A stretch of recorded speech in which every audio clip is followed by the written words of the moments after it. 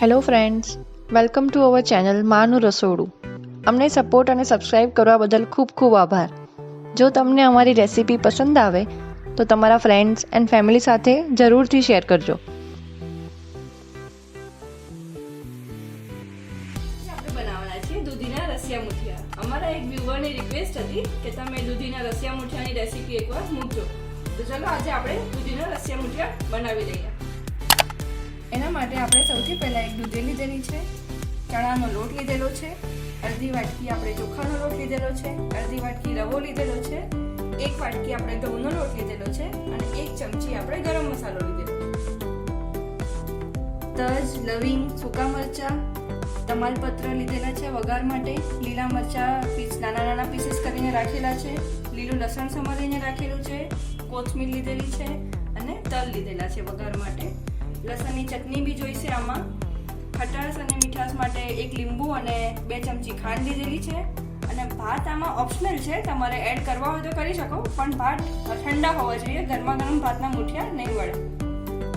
અને લોટ બાંધવા માટે તેલ અને પાણી લીધેલું છે. છાલ કાઢી લીધેલી છે. હવે આપણે પાસે જે ઘરમાં આવી રીતે ખમણી હોય એનાથી આપણે એને ખમણી લેશું. આ જે દૂધીનું ખમણ થયું આપણે નીચે, એવી રીતને આપણે આખી બધી દૂધી ખમણી લેવાની છે આખી. આપણે આખી દૂધી અહીંયા ખમણી લીધેલી છે. હવે આપણે એમાં જે લોટ લીધા છે, એક વાટકો જે ચણાનો લોટ લીધો હતો એ આપણે આમાં એડ કરી દઈએ. અડધી વાટકી ચોખાનો લોટ, એક વાટકી ઘઉંનો લોટ,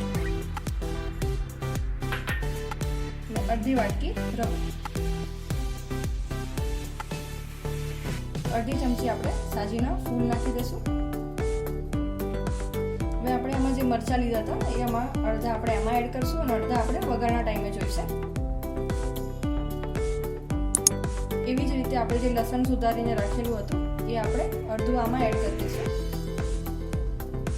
અને બાકીનું આપણે વઘારમાં. પછી આપણે 1 ચમચી લસણની ચટણી એડ કરી દઈશું. થોડીક આપણે કોથમીર બી આમાં એડ કરી દઈશું.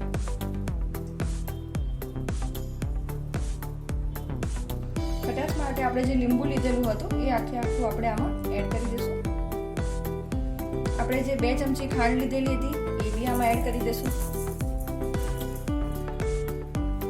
હવે આપણે જે ભાત લીધેલા હતા 1 વાટકી એ બી આપણે આમાં એડ કરી દઈશું, પણ આ ઓપ્શનલ છે, આ ના નાખવા હોય તો બી સરસ મુઠિયા થઈ શકે. હવે આપણે એમાં 3 ચમચા તેલ એડ કરી દઈશું. હવે આપણું આ ટેક્સચર રેડી છે. એમાં આપણે હવે મસાલા એડ કરી દઈએ. આપણે જે ગરમ મસાલો લીધો હતો એ આપણે પહેલા એડ કરી દઈએ.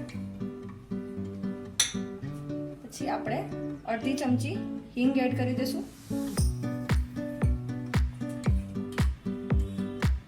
2 ચમચી મરચું,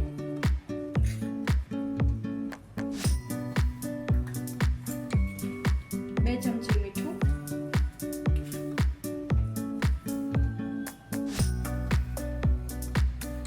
અડધી ચમચી હળદર.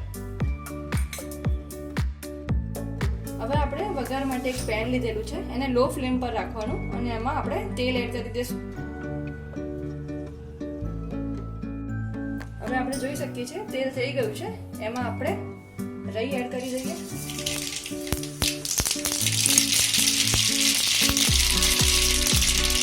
અડધી ચમચી આપણે હિંગ એડ કરી દઈશું એમાં.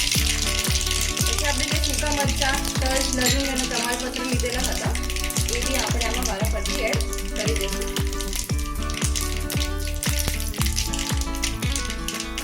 પછી આપણે એમાં લીલા મરચાં જે આપણે વઘાર માટે રાખ્યા હતા એ આપણે એડ કરશું.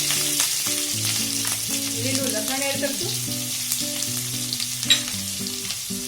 લીમડો એડ કરી દઈશું અને તલ. ગેસની ફ્લેમ લો જ રાખવાની એટલે વઘાર આપણો બળી ના જાય.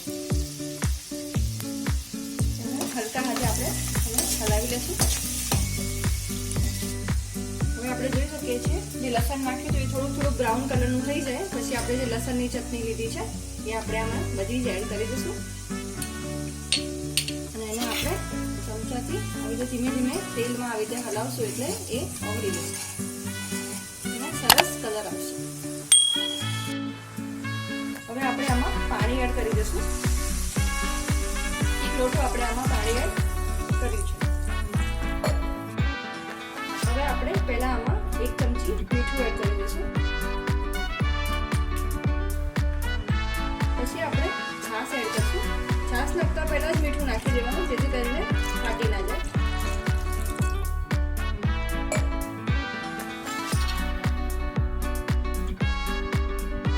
હવે આપણે મીઠું નાખ્યું છે આમાં, મીઠું એડ કરેલું છે એટલે આપણે એને સરખી રીતે મિક્સ કરી લઈશું. અને છાશ નાખવાથી આમાં મુઠિયાનો સ્વાદ આપણને ખાટો મીઠો સરસ આવે એટલા માટે આપણે છાશ એડ કરી છે. હવે આપણે આ વઘાર સરસ રીતે થઈ ગયો છે.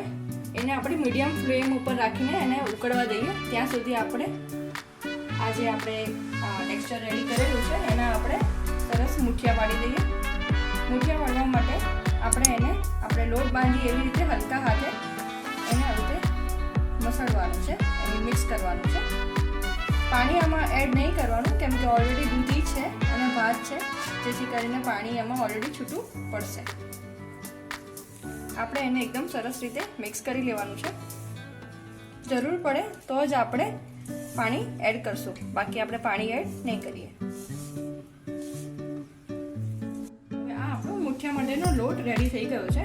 આપણે એને એક અલગ ડિશમાં લઈને આપણે મુઠિયા વાળી લઈએ. આપણો આ વઘાર જે છે એકદમ સરસ રીતે ઉકળી ગયો છે. આપણે જે આ લોટ બાંધીને રેડી રાખ્યો છે એમાં આપણે હવે મુઠિયાના શેપ આપી દઈએ અને મુઠિયા વાળીને તરત જ આપણે વઘારમાં એડ કરવાના. મુઠિયા માટે આવી તમે અલગથી થોડોક લોટ લીધો હાથમાં, એને આવી રીતે આ શેપમાં આપણે મુઠિયા વાળવાના છે.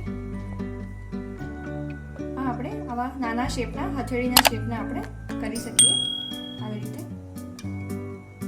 આ આપણે ડાયરેક્ટ આમાં વઘારમાં એડ કરી દઈશું.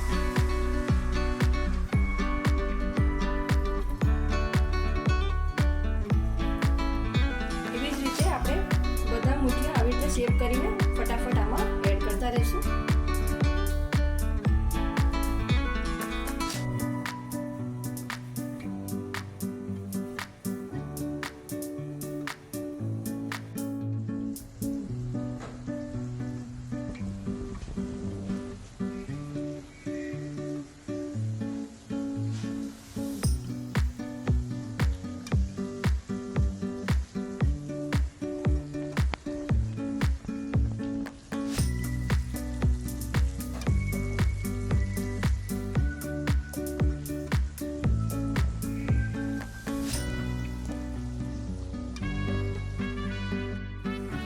તમે જોઈ શકો છો આપણે આમાં બધા જ મુઠિયા એડ કરી દીધા છે.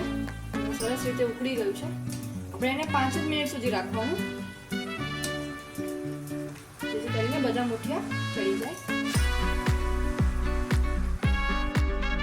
હવે આપણે જોઈ શકીએ છીએ આપણા મુઠિયા એકદમ સરસ રીતે રેડી થઈ ગયા છે, ચડી બી ગયા છે, સુગંધ બી સરસ આવી રહી છે, તેલનો કલર બી સરસ આવી ગયો છે, તેલ બી આવી ગયું છે ઉપર, એટલો મતલબ કે બધા જ મુઠિયા ચડી ગયા છે. તો આપણે એને એક બાઉલમાં સર્વ કરી લઈએ. આપણે આ બાઉલમાં આપણે રસિયા મુઠિયા કાઢી લીધેલા છે, સર્વ કરી લીધેલા છે અને એમાં આપણે ઉપર કોથમીર એડ કરી શકીએ as a decoration garnishing topping તરીકે.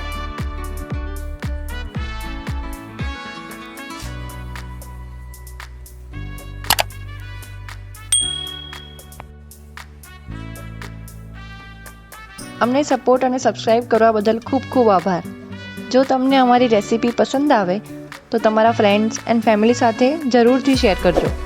તમે આ ચેનલ પર નવા છો અને હજુ સબસ્ક્રાઇબ નથી કર્યું તો જલ્દીથી યુટ્યુબ ચેનલને સબસ્ક્રાઇબ કરો અને બેલ આઇકન પર ક્લિક કરો, જેથી અમારા દરેક વિડીયો તમારા સુધી પહોંચી શકે. અમને ફેસબુક એન્ડ ઇન્સ્ટાગ્રામ પર પણ તમે ફોલો કરી શકો છો.